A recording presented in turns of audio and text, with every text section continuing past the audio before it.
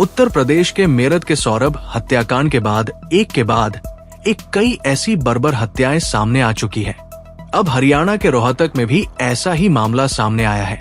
यहाँ पत्नी ने पति की नहीं बल्कि एक पति ने बीवी के प्रेमी को दिल दहलाने वाली मौत दी है। हत्यारोपी ने पहले युवक को बेरहमी से पीटा, फिर उसे गड्ढे में जिंदा दफना दिया। पुलिस ने पूरे मामले का खुलासा किया है।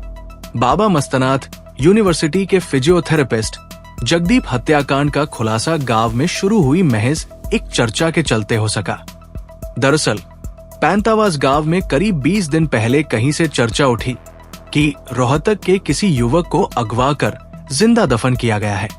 ये बात एक ग्रामीण ने फोन कर पुलिस को बता दी। इसके बाद पुलिस ने कड़ी से कड़ी जोड़कर हत्याकांड का खुलासा कर दिया।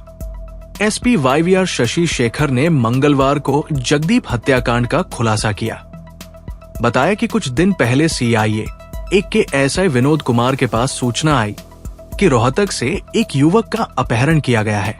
इसके बाद सीआईए प्रभारी कुलदीप कादियान ने टीम के साथ जिले भर में अपहरण की घटनाओं की जानकारी जुटाई, लेकिन सूचना की पुष्टि नहीं हो पाई।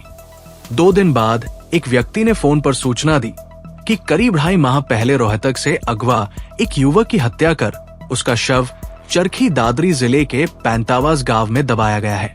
इसके बाद सीआईए ने 2.5 माह पहले लापता लोगों की कुंडली खंगालनी शुरू की तो जगदीप के बारे में पता चला। इसके बाद टीम ने जगदीप के ताऊ ईश्वर और बीएमयू से जानकारी जुटाई। पुलिस वहां भी गई जहां जगदीप रहता था। जगदीप के मकान में आने जाने वाले लोगों और रिश्तेदारों से सूचना जुटाई गई तो पैंतावास गांव तक कड़ी जुड़ती चली गई। एसपी वाईवीआर शशि शेखर ने बताया, पैंतावास गांव के राजकरण पर पुलिस को संदेह था। इसके बाद उस पर नजर रखनी शुरू की गई। हालांकि भनक लगते ही राजकरण और अमित भाग गए, लेकिन हरदीप उनके हत्थे चढ़ गया।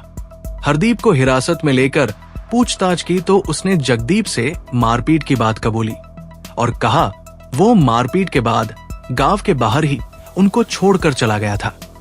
इसके बाद राजकरण ने धर्मपाल को बुलाया था। धर्मपाल का नाम सामने आया तो पुलिस ने उसे तत्काल उठा लिया। धर्मपाल अधेड़ व्यक्ति है और मोबाइल का कम प्रयोग करता है। उसे हिरासत में लेकर सख्ती से पूछताछ की गई तो उसने हत्याकांड का खुलासा कर दिया। एसपी ने बताया कि राजकरण मुख्य आरोपी है। उसे अपनी पत्नी और जगदीप की दोस्ती की भनक लग गई थी। इसके बाद उसने जगदीप की हत्या की साजिश रची। योजना के तहत उसने गांव के धर्मपाल और प्रदीप से नल लगवाने का बहाना बनाकर बाबा कालूवाला डेरे के पास गड्ढा खुदवाया। 24 दिसंबर को राजकरण गांव के अमित और हरदीप के साथ रोहतक की जनता कॉलोनी पहुंचा और शाम 8 बजे जगदीप का अपहरण कर लिया।